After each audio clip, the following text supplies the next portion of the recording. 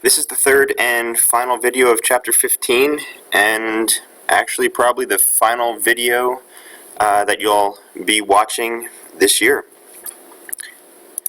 Now, the first piece of information that we're going to talk about is the different types of media. We're going to talk about advertising, we'll talk about publicity.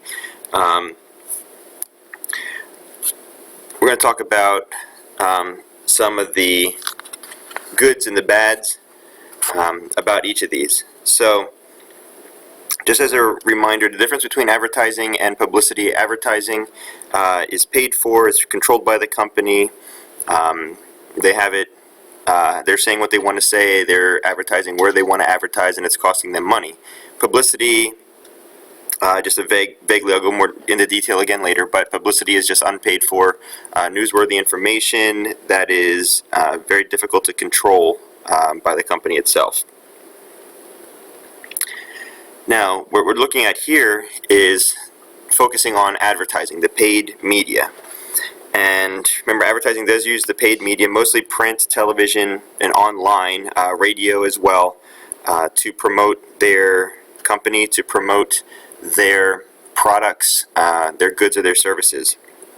Now, the advantages of paid media advertising include high message control, precise targeting of the target market, the people who are going to be seeing it. Also has the ability to reach a large number of people, not just in the target market, but just a large number of people in general. Disadvantages include the fact that sometimes it can be difficult to gain customer or consumer trust. It can be easily avoided by customers, changing the channel, not paying attention to it, just not seeing it. It can be easily ignored or avoided. And it tends to be more costly as compared to other forms of advertising as well. So those are some of the advantages and disadvantages. Now, when we're talking about publicity, okay, remember, unpaid form of non-personal presentation of ideas, goods, and services. Okay, that's the book's definition. And it relies on one of two types of unpaid media, either owned or earned. What we're going to be talking about here is the owned media. And owned media is anything that is the firm's own, that's something that they own, something that is through their own channel. For example, it could be their company website. It could, excuse me, there could be the company's YouTube channel, a Facebook page, Twitter page, any of those kind of things as well. Some of the advantages is that, again, high message control. You are controlling exactly what is being said, how it looks, what it says, where it's at, and everything. And it is relatively cheap as well. You don't have the high audience, the high number of people, but it is very niche. It is the people who want to see your page will be seeing your page. Disadvantages are, some of the disadvantages would be that it does require ongoing maintenance. You have to keep updating it, keep fixing it, keep getting things right and changing things. And it also requires steady efforts to attract customers to the sites. It's not the easiest thing to try to get people to your websites, your Facebook page, Twitter page, any of these kind of things like that. Publicity, the earned media. Okay, earned media just simply refers to when the press or customers are the ones that provide the information. Okay, they are the source of the media. Some advantages is that from customer to customer, it's the most trusted source of information. Word of mouth is.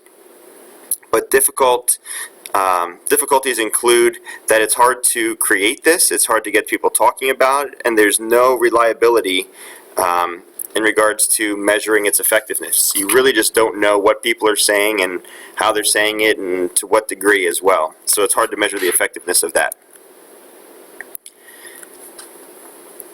Now this exhibit, this is Exhibit 15.7 in the book, and what this shows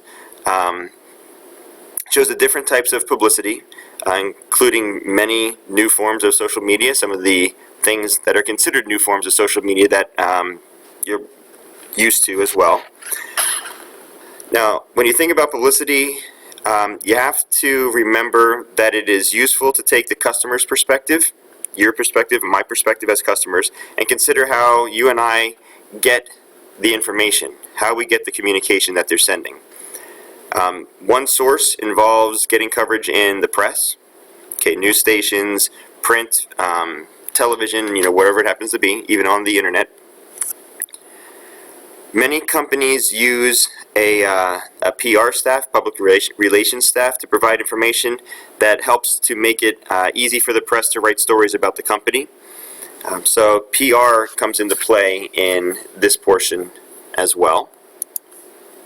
Now, as we expand this a little bit, customers might get the information by interacting with the company or potentially with some other customers.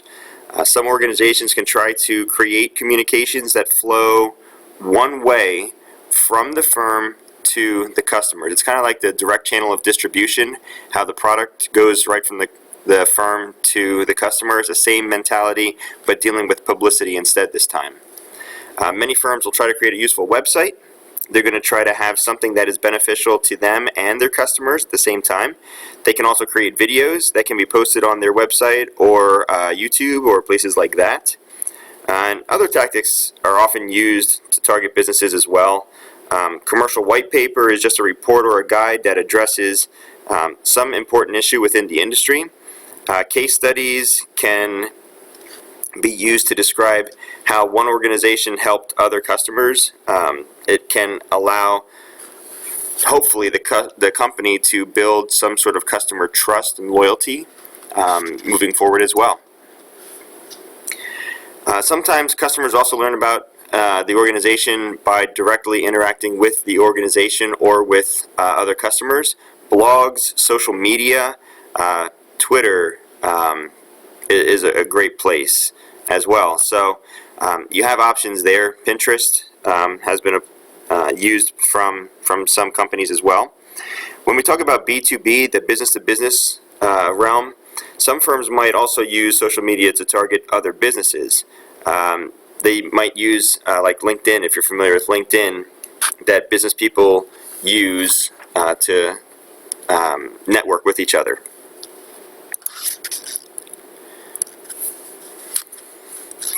All right, now examples of different types of publicity and different promotion objectives. This exhibit just is suggesting which types of publicity might work best with some common promotion objectives. Okay, so you'll see the objectives listed and then some examples below. A firm's promotion objectives should definitely guide the choice of tools used in your promotion.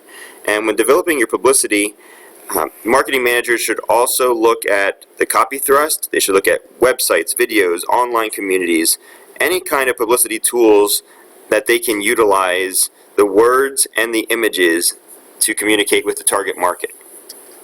Publicity tools are evolving quickly. You have to make sure you stay up to date.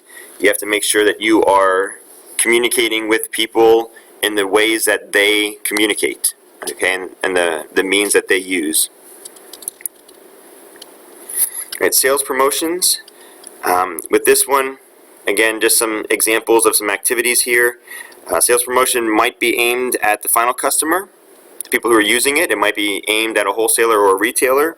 It could be aimed at the company's sales force. It just varies depending upon who you're trying to reach, and depending upon who you're trying to reach, you're going to use different sales promotions to try to get their attention and to get them interested in what you're talking about. Sales promotions typically aim at short-term results. There's a time period that it's good for. You have to use it by a certain time, and they want to push those short-term, quick turnovers as well. But the big thing is that a good and an effective sales promotion needs to complement the other promotion methods as well. It needs to be working with them. Some possible effects of a sales promotion on the sales of the product. Now remember, sales promotion, again, is just any activity. This is the book's definition.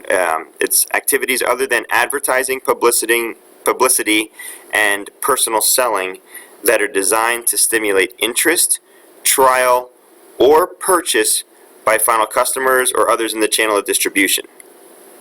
And it does usually seek the immediate response, as mentioned before. Now, if you're looking here, the first sales pattern example here is where they're talking about temporary sales temporarily increase, then decrease, then return to regular level. An example here would be a firm uses a coupon to help clear some excess inventory. Some of the consumers might buy a little bit more of something, even if they don't need it right now, just to take advantage of the coupon. I think the book uses the word stockpiling them to get more of them. So what happens here when you look at the chart, how it goes down to decrease, then if they stockpile something, they're not going to need to buy it again for a while. So the sales will go up at first because they're buying more than they normally would, but then they're not going to buy it again for a while, so then the sales will decrease as well moving on. The second pattern is where consumption increases during a limited time promotion, but when the promotion ends, sales just go back to normal. This could be where like a fast food restaurant has a promotion that is a short-term promotion, and people will go there.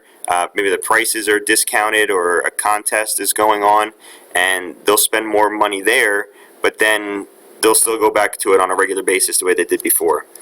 The third pattern is usually used with free samples to try to pull in new customers, and hopefully they'll like the product and then just keep coming back. So that's why this pattern is like the long-term result. That is what they are really looking for. Okay, you get them hooked and they keep buying later on.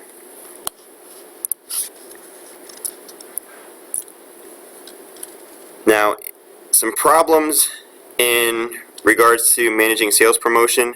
The four areas here: does sales promotion erode brand loyalty? Brands in mature markets, customers and the intermediaries may, if you're familiar with cherry picking, may cherry pick between competing brands to catch the best sales promotions, going just back and forth, not being loyal to one brand or another, but going kind of back and forth to get the best deal that they possibly can. Need for alternatives. This is where an example the book uses, they talk about Procter & Gamble, how they have decreased its reliance on sales promotions to the intermediaries, and what they want to do is just pass on a low and quote-unquote everyday low price, kind of like what Walmart says they do, to the final customers. Okay, so you have alternatives there as well. Sales promotion is hard to manage. The third part, it may be hard to transfer lessons learned from one promotion to the next. They don't always overlap easily. So sales promotion activities can stimulate demand among people outside the target market, which is good, but you have to learn from, if you try to learn from one and apply that to every single one, it doesn't necessarily overlap that well all the time. And the last one, sales promotion is not a sideline for amateurs. This is where specialists have been developed to handle various tasks. That has to be coordinated with the overall promotion strategy. There's a lot to it. There's a lot of time, effort, energy, and hours that go into this, and you really need to know what you're doing to be able to get it right. Lastly, just be aware that sales promotion is very flexible and can be aimed at final customers, consumers, intermediaries, or their own employees. And that is the end of Chapter 15.